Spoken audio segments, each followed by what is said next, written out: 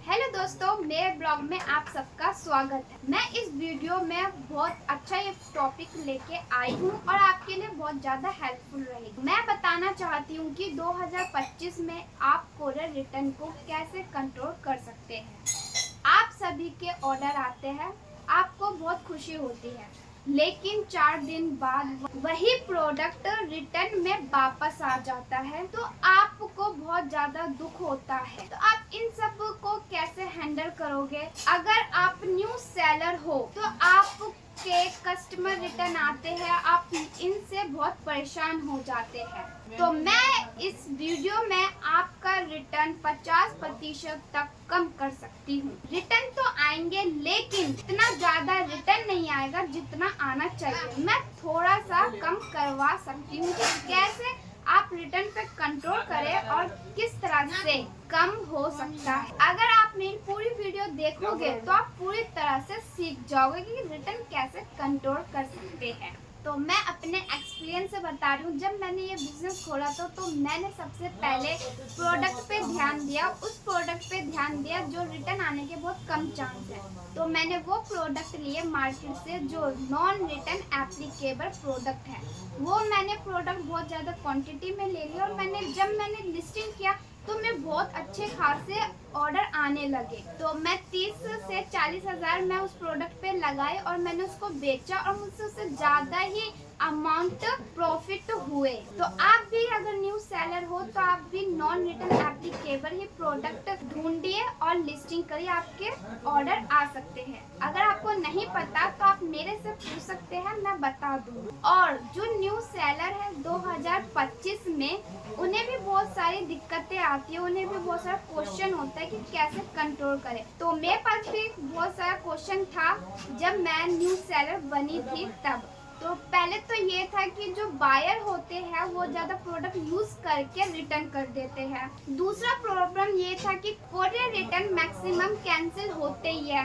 और तीसरा point, colour या साइज के वजह से रिटर्न आ जाते हैं, ये कभी कभी फेक कह के भी रिटर्न कर देते हैं। जो कोरियर वाले होते हैं, प्रोडक्ट जो आता है वो भी चेंज कर देते हैं, तो उसमें भी हमारा लॉस हो जाता है। तो ये सब तो आपको प्रॉब्लम आएगी। जब मैं भी सेलर बनी थी तो मुझे भी इन सब का प्रॉब्लम का सामना करना पड़ा। तो ये आप ना करिए। तो इससे पहले ही मैं आपको सोल्यूशन बता रही हूँ।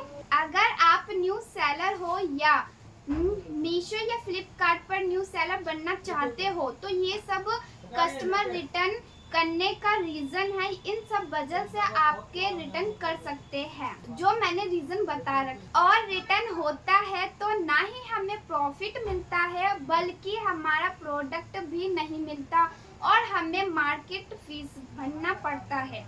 रिटर्न आता है तो ना ही प्रॉफिट होती है और रिटर्न होता है तो ना ही प्रॉफिट मिलता है और ना ही बल्कि हमें प्रोडक्ट भी नहीं मिलता, बल्कि हमें मार्केट फीस भरना पड़ता है। ये हर सेलर के साथ होता है। मैंने काफी सेलर को देखा है, रिटर्न के वजह से वो कभी मीशो पे बंद कर देते हैं अपना काम या फ्लिपकार्ट पे।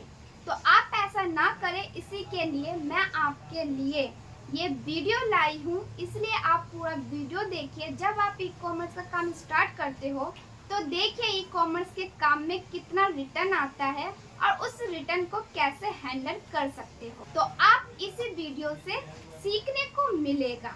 अब मैं आपको बताती हूँ कि आप रिटर्न कैसे कंट्रोल कर सकते हैं।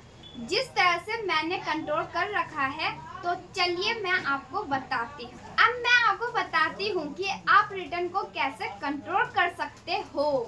तो सबसे पहले अगर आप लिस्टिंग करते हो तो उस पे ध्यान दीजिए।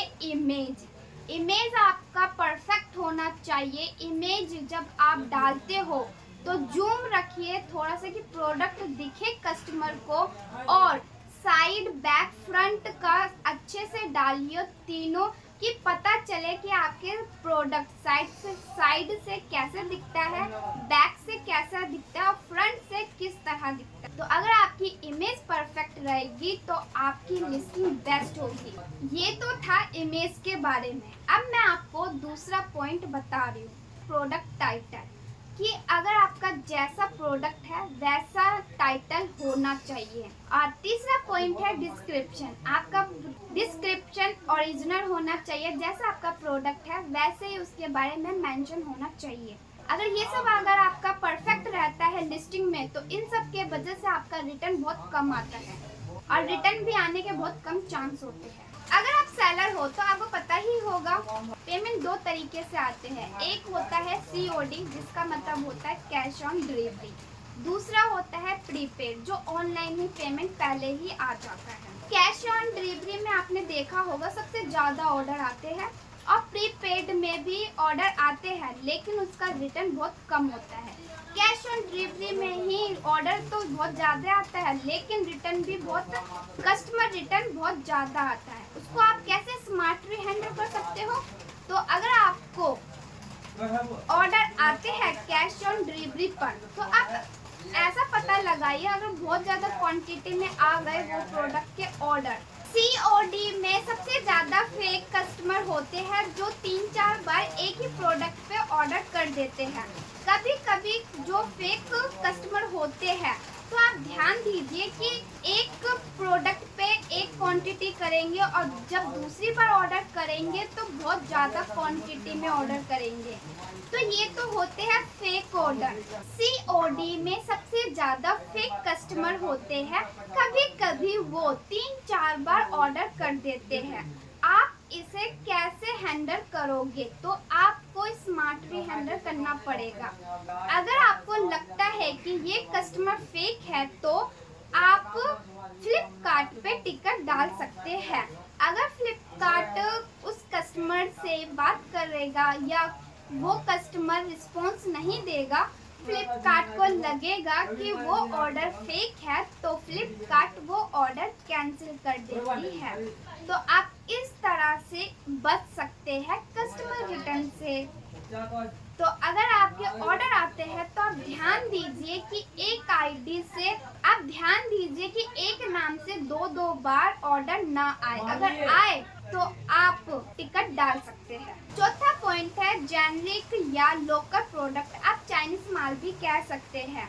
आप अगर लोकल प्रोडक्ट बेचते हो या जेनरिक, तो आप ईमानदार रहिए। अगर आपका जैसा प्रोडक्ट है वैसा प्रोडक्ट बताइए कस्टमर को और उसी तरह से लिस्टिंग करिए। अगर आप नहीं करते, इस तरह से अपना प्रोडक्ट को बढ़ा चढ़ा के बताते हो, तो कस्टमर एक ही बार आप पे ऑर्डर करेंगे, उसके बाद ऑर्डर नहीं करेंगे, क्योंकि कस्टमर फिर आपके पास ऑर्डर करना बंद कर देगा और रिटर्न कर देगा। फिफ्थ पॉइंट है प्राइसिंग स्ट्रेटजी। अगर आप अपना प्रोडक्ट लो प्राइस में बेचते हो, तो फेक कस्टमर आपके पास बहुत ज़्यादा अट्रैक्ट होंगे। अगर आप नहीं चाहते ये सब हो, तो आप रियल प्राइस रखिए जो बाकी सेलर रखते हैं, उसी के अकॉर्डिंग आप अपना प्राइस सेट करिए ताकि आपके पास अच्छे कस्टमर आ सके। अब 6 पॉइंट है कि अच्छे से पैकिंग करिए, जैसे मैं करती हूँ। पहले मैं प्रोडक्ट लेती हूँ, उसे चेक करती हूँ कि पहले देखती हूँ कि कोई मिसिंग तो नहीं है प्रोडक्ट। फिर उसके बाद बबल में रैप करती हूँ, फिर चारों तरफ से टेप लगाती हूँ। उसके बाद मैं गत्ते में अच्छी तरह से रैप करके और चारों तरफ से अच्छे से टेप लगाती हूँ। फिर मैं लेबर चिपका देती हूँ। मैं गत्ता वो वाला इस्तेमाल करती हूँ जो मोटा होता है, वो पैकिंग के लिए बहुत सेफ्टी रहती है। इससे ये होता है कि जो भी कोरियर रिटर्न आते हैं वो मेरे सेफ्टी से आते हैं, वो उसमें डैमेज भी नहीं होता। जैसा प्रोडक्ट मैं भेजती हूँ वैसे ही आते हैं कोरियर रिटर्न में। जब कस्टमर के पास प्रोडक्ट चले जाते हैं तब तक मेरा प्रोडक्ट सेफ रहता है। जब रिटर्न आते हैं तब थोड़ा सा डैमेज हो जाता है।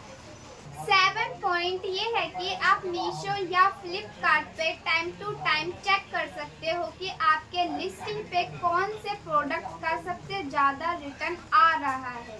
अगर जिस प्रोडक्ट का आपका सबसे ज़्यादा रिटर्न आ रहा है तो उस लिस्टिंग को आप बंद कर सकते हैं। इससे ये फायदा होगा कि उस पे तो ऑर्डर नहीं आएंगे और रिटर्न भी नहीं आएंगे, और जब उसकी रेटिंग सही हो जाएगी तब आप उसको फिर से खोल सकते हो या उस लिस्टिंग को हमेशा के लिए बंद करके आप दूसरी लिस्टिंग कर सकते हो, ताकि आपको पता चलता रहेगा कि आप पहली लिस्टिंग में क्या गलती किए थे, ताकि आप दूसरी लिस्टिंग में अच्छे से करें और ताकि उस पर बहुत अच्छे ऑर्डर आए और रिटर्न भी बहुत कम आए। तो इससे आप रिटर्न पे कंट्रोल कर सकते हैं। ये सब तो मैंने स्टेप बाय स्टेप बताया है कि आप कैसे रिटर्न को कंट्रोल कर सकते हैं। तो ये तो मेरे 7 पॉइंट थे। अगर ये वीडियो अच्छी लगी तो ज़रूर बताना। आप रिटर्न ऑर्डर को पूरी तरह से नहीं रोक सकते, लेकिन आप स्मार्ट काम कर सकते हो ताकि आपका रिटर्न 50 से 70% तक कम हो सके। और अगर आप कम कर सकते हो तो यही अच्छे सेलर की पहचान होती है। तो अगर ये वीडियो अच्छी लगे तो कमेंट करके ज़रूर बताना और मेरे चैनल को सब्सक्राइब ज़रूर कर देना। अगर मेरे चैनल पे न्यू हो तो सब्सक्राइब ज़रूर करना। तो आज के लिए बस इतना ही।